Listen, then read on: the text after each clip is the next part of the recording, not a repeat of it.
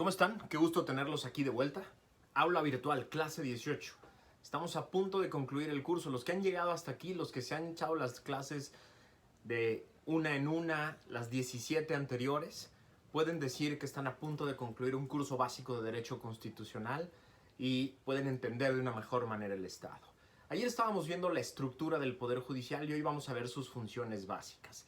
Es muy importante aclarar que para los que hemos estudiado Derecho alguna vez en la carrera, varias de las cosas que vamos a ver hoy abarcan semestres completos. El gran reto de hoy es en 20 minutos tratar de explicarles cosas tan complejas como la controversia, la acción de inconstitucionalidad, el amparo, etc. Pero vamos a intentarlo.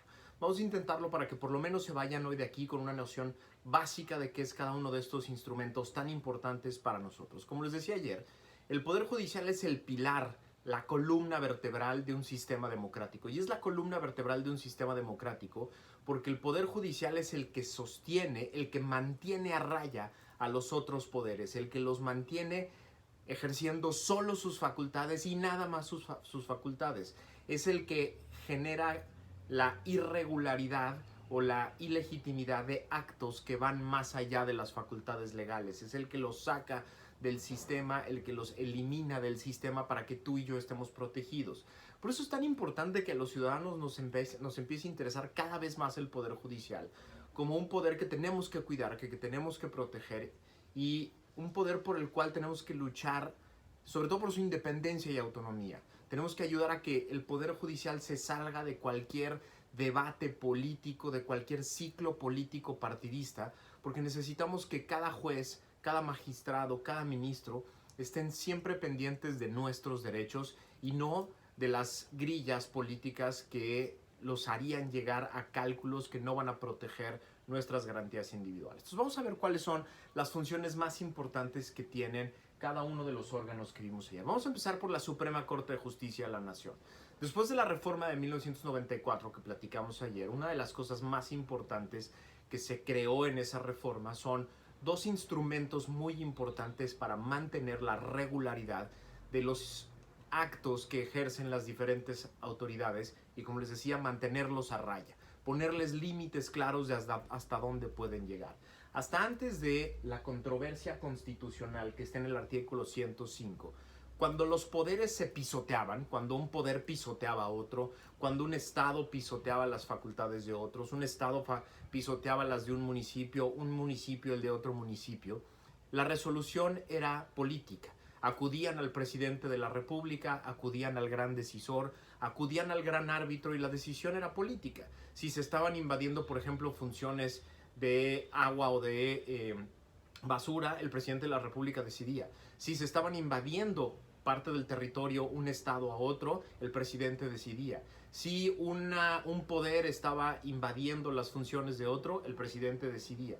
Y por lo tanto el presidente era el gran decisor, era el gran árbitro que estaba entre los diferentes órganos. A partir del 2000, esto hubiera sido, imagínense, una locura si no hubiera habido un instrumento previo como el de la controversia constitucional, porque como habíamos platicado en alguna clase, el sistema de partido hegemónico se rompió por completo y entonces el presidente de un partido tendría que definir sobre controversias a veces de tres partidos distintos en órganos diferentes con facultades diversas. El presidente de la República no tiene esa función, la tenía que tener un órgano independiente. Así el constituyente permanente le dio a la Suprema Corte de Justicia de la Nación la facultad de resolver en controversia constitucional cuando un poder está invadiendo las facultades de otros.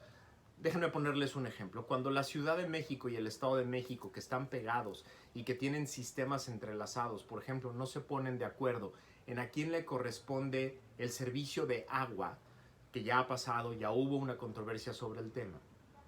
En lugar de que vayan a un actor político a tratar de resolver el problema, van a la Suprema Corte de Justicia de la Nación y por iniciativa de uno de los dos le preguntan a la Corte quién tiene esta función, quién debería de ejercer esta función, a quién le corresponde y cuáles son las facultades y funciones de cada uno de los dos.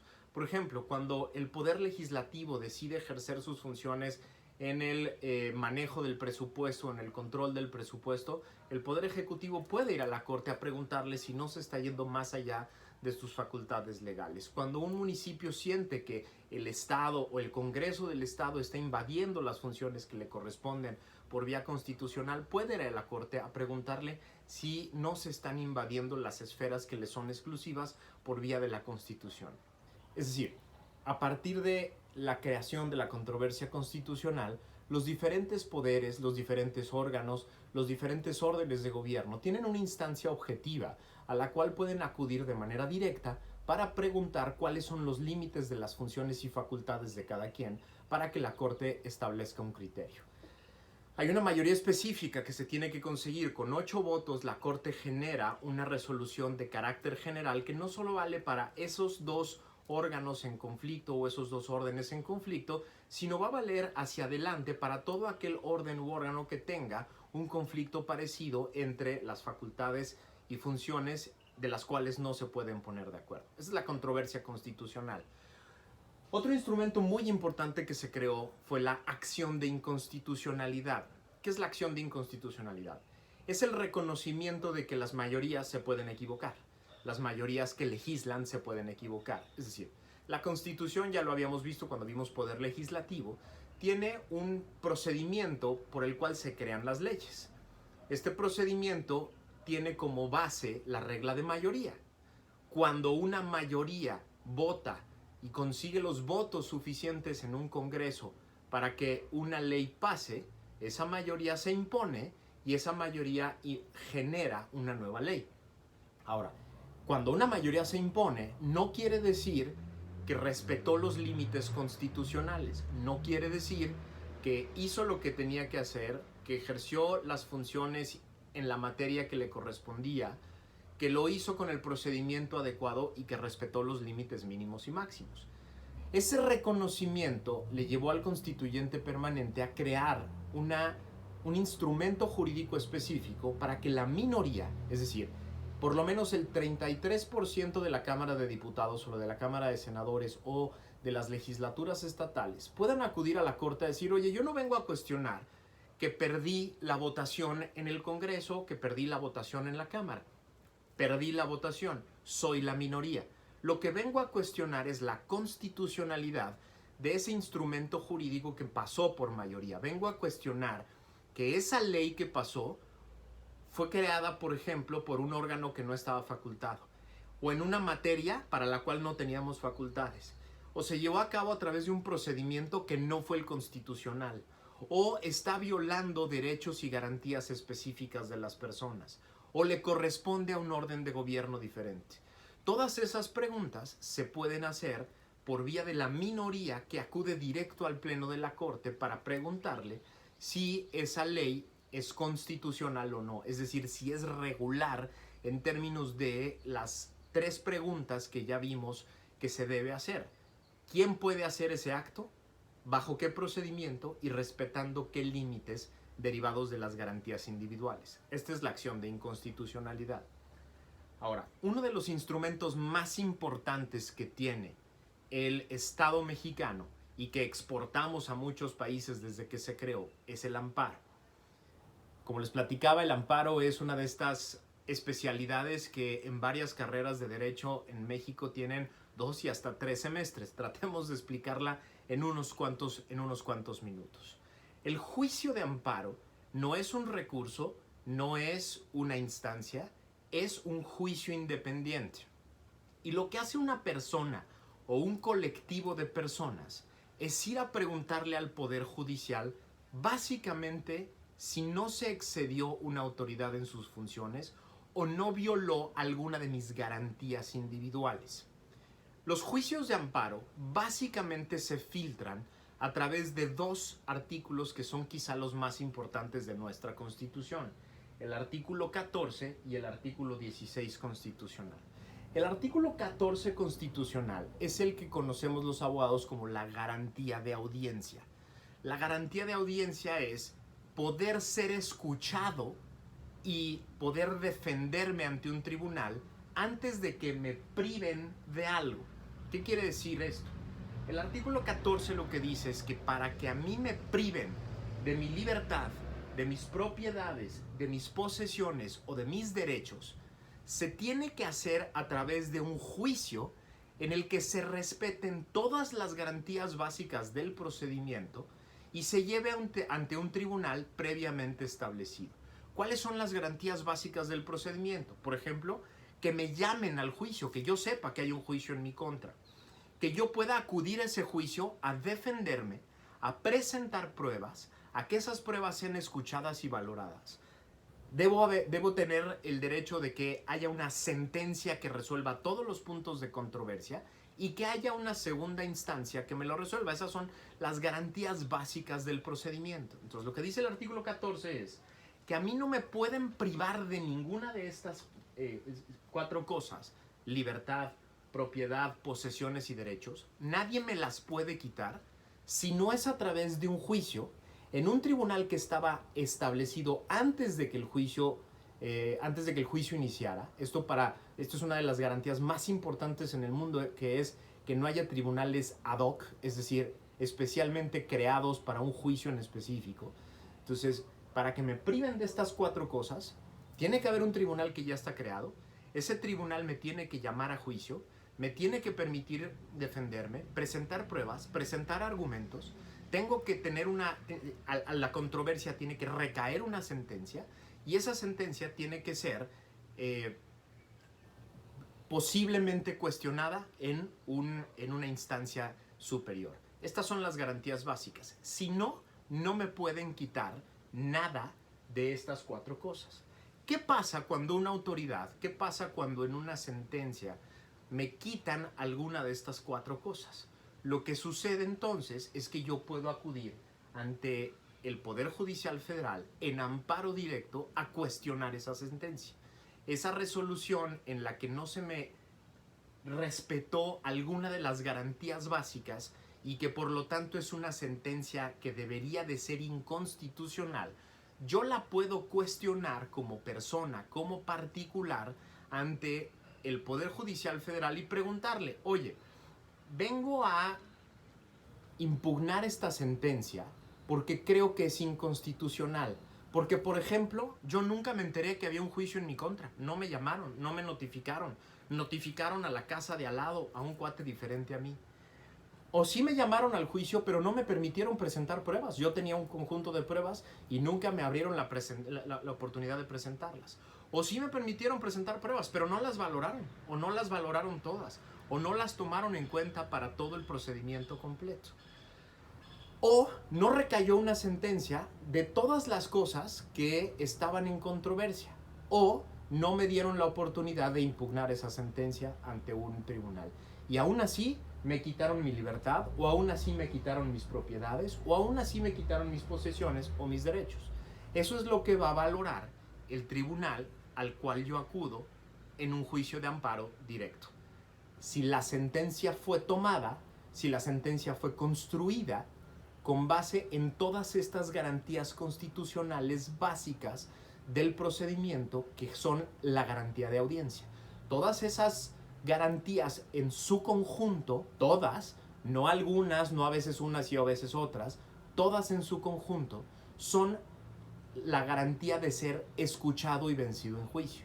Una vez que se cumplen todas esas garantías, se puede decir que yo tuve la garantía de audiencia, fui escuchado y vencido en juicio, y entonces sí, el Estado legítimamente me puede privar de alguna de estas cosas. Espero haya quedado clarísimo. Insisto, esto los abogados lo vemos en un semestre completo. Ahora, vámonos a la segunda garantía básica que hay en la Constitución. El artículo 16 es el que conocemos como la garantía de legalidad o el principio de legalidad.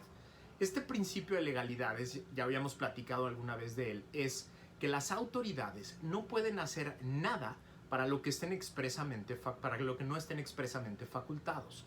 Es decir, solo pueden hacer las cosas que tienen como facultad expresa en la Constitución y en las leyes. A diferencia de tú y yo, que podemos hacer cualquier cosa que no nos esté prohibido, las autoridades solo pueden hacer aquello para lo que están expresamente facultados. ¿De dónde sacamos ese principio? Lo sacamos del artículo 16 constitucional, que dice que nadie puede ser molestado en su persona, en su familia, en su domicilio, en sus papeles o en sus posesiones si no es por una autoridad competente que funde y motive la causa de su proceder. Es decir, a mí solo me puede molestar una autoridad en estas 5 cosas: persona, familia, domicilio, papeles o posesiones. Solo me puede molestar en esas 5 cosas una autoridad que sea competente, es decir, que tenga la facultad y la función expresa de molestarme en alguna de estas 5 cosas. Pero además, lo tiene que poner por escrito y tiene que escribir en ese papel 2 cosas: la fundamentación y la motivación. ¿Qué es la fundamentación? La fundamentación es que me tiene que hacer la relatoría de todos los artículos constitucionales, legales y reglamentarios que le dan la función concreta, la facultad de concreta, y que lo autorizan a él, a esa persona en concreto, para molestarme en alguna de esas 5 cosas. Y además, la motivación. ¿Qué es la motivación?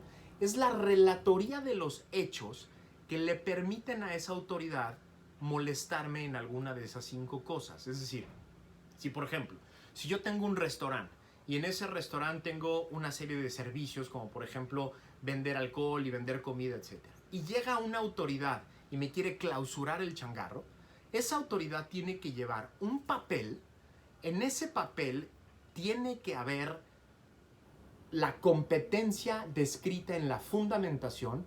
Yo, la autoridad tal, con base en los artículos es tal, tal, tal y tal, tengo la facultad y la competencia adecuada para venir a hacerle a usted una verificación, después de la cual puedo, con base en los artículos tal y tal, clausurarle el changarro. Esa es la fundamentación. Ahora, la motivación es la relatoría de los hechos. El día tal, a la hora tal, yo, Max Kaiser, me presenté en el changarro tal, ubicado en la calle tal, para hacer una verificación que duró 2 horas, en la que revisamos la cocina, etcétera, y encontramos que, etcétera. Esa es la motivación, la descripción completa de los hechos que casan, que empatan con la relatoría de los artículos específicos que generan la fundamentación. Si esos artículos, que es la fundamentación, están incompletos o no están, si la motivación no está completa o no existe, y si no casan la motivación con la fundamentación, es decir, si los hechos no se relacionan de manera directa y precisa con los artículos que fueron descritos como la fundamentación, entonces es un acto inconstitucional. ¿Quién lo revisa? Lo revisa en amparo indirecto una autoridad judicial. Un juez del Poder Judicial Federal revisa en amparo indirecto un acto de esta naturaleza. Yo, dueño del restaurante, pido un amparo indirecto ante un tribunal para decirle: necesito que invalides este acto de este señor porque o no es la autoridad competente, o no realizó el procedimiento adecuado de acuerdo a sus funciones y facultades, o no respetó alguna de las garantías al hacerlo. Por ejemplo, no me dejó presentar pruebas, no me dejó defenderme, no me dejó entregarle cosas concretas, etc. O vengo a decirte que lo que él describe en el escrito no es cierto porque, y entonces pruebo lo contrario. O no me dejó un escrito, no tengo nada, no hay un escrito y simplemente el señor llegó a imponer un sello para cerrar mi changarro. Entonces, en el amparo indirecto, un juez lo que tratará de hacer es revisar si existe la materia, si yo tenía la facultad, si yo soy el interesado, y por lo tanto, si todo esto sucede y no hay fundamentación, o no es adecuada, o no hay motivación, o no es adecuada, o no casan entre ellos, lo que va a hacer el juez es declarar ese acto inválido. Es decir, me protege, me ampara la justicia federal y dice: ese acto no existe. Ese acto que ejecutó esa autoridad no existe. En el mundo del derecho, ese acto no existe, no puede generar consecuencias y no puede ir más adelante. Igual que en el amparo directo. Esa sentencia no existe, anúlenla, cámbienla, elimínenla, porque a partir de hoy las consecuencias que debería de tener esa sentencia, o en el caso del amparo indirecto, ese acto, ya no existen para el derecho mexicano. Por eso es tan importante el derecho el Poder Judicial, y por eso es tan importante el juicio de amparo, porque es la protección que tenemos tú y yo para enfrentar a la autoridad que trata de ir más allá de sus funciones y facultades. Espero haberlo podido explicar en unos cuantos minutos, lo que tratamos de entender los abogados en toda una especialidad, pero es importantísimo que cualquiera pueda entender básicamente de qué se trata un juicio de amparo. Los invito a tratar de ir más allá en este tema, de platicar con los abogados, con los que conocen, de echarle un ojito a varios estudios que hay sobre el tema, porque todo México, todo ciudadano debería de entender de qué se trata. Déjenme platicarles que hubo una reforma hace poco que permitió que el amparo fuera más allá de lo que tiene hoy. Hay dos características muy importantes que tenía el amparo que hoy ya son menos rígidas. La primera era que los juicios de amparo, las sentencias de amparo, solo valen para aquella persona que las solicita. Es decir, un acto puede ser, o una ley puede ser perfectamente irregular, pero solo deja de valer para aquellas personas que pidieron el juicio de amparo. Esa digamos, es una controversia que todavía sigue en curso. Y es una controversia muy interesante porque, a pesar de que parecería lógico que cuando el Poder Judicial define que una ley, un reglamento o un acto específico son inconstitucionales, pues deberían de eliminarse para todos. La gran controversia tiene que ver con darle al Poder Judicial básicamente la facultad de legislar. Es decir, si tú le das al Poder Judicial la facultad de decir después de X sentencias de amparo que una ley es inválida, lo que tendríamos es al Poder Judicial legislando en negativo. Yo no estoy diciendo que eso sea malo, lo que estoy diciendo es que eso podría empezar a desequilibrar un poco a los poderes. Por eso es una controversia muy interesante que sigue en curso. La otra, que gracias a Dios ya no es una controversia porque ya es una realidad, es que el amparo solo lo podían pedir personas concretas de casos concretos en donde hubiera un derecho subjetivo, es decir, de la persona concreta en juego. Ahora ya se permite a una colectividad que pueda estar en el mismo supuesto pedir el mismo amparo. Antes, por ejemplo, si 1000 personas estaban exactamente en el mismo supuesto, cada una de esas 1000 personas tenía que acudir ante los tribunales federales a pedir la protección constitucional del Poder Judicial. Ahora, esas 1000 personas se pueden juntar en un solo juicio de amparo y como colectividad solicitar la protección a todos en un mismo procedimiento. Este es un avance monumental, un avance padrísimo que ha generado muy buenos precedentes en temas muy importantes. Pero la invitación a ustedes es que cada vez utilicemos más este procedimiento. Cada vez es más claro que el Poder Ejecutivo y el Legislativo quieren ir más allá de las funciones y facultades que tienen. Y cada vez va a ser más importante que nosotros, como colectivos de ciudadanos afectados directamente por leyes inconstitucionales o por actos inconstitucionales, nos sumemos a amparos colectivos que puedan evitar el abuso del poder. Por ejemplo, hubo amparos muy exitosos que de pronto por presiones políticas se cayeron, que tuvieron que ver con el aeropuerto. Yo fui parte de varios de esos colectivos que solicitamos un amparo por la ilegalidad absurda y absoluta en la cancelación del aeropuerto. Y nos dieron la razón hasta que de pronto la presión política hizo su chamba en el Poder Judicial. Son de las cosas que deberíamos de evitar. Pero entre más haya, entre más juicios haya, entre más colectivos se sumen a este ejercicio, más fácil haremos que el Poder Judicial crezca en poder, crezca en autonomía y tenga la capacidad de oponerse a los diferentes poderes. Cierro, ya me fui más allá del tiempo, cierro con el Tribunal Electoral del Poder Judicial de la Federación.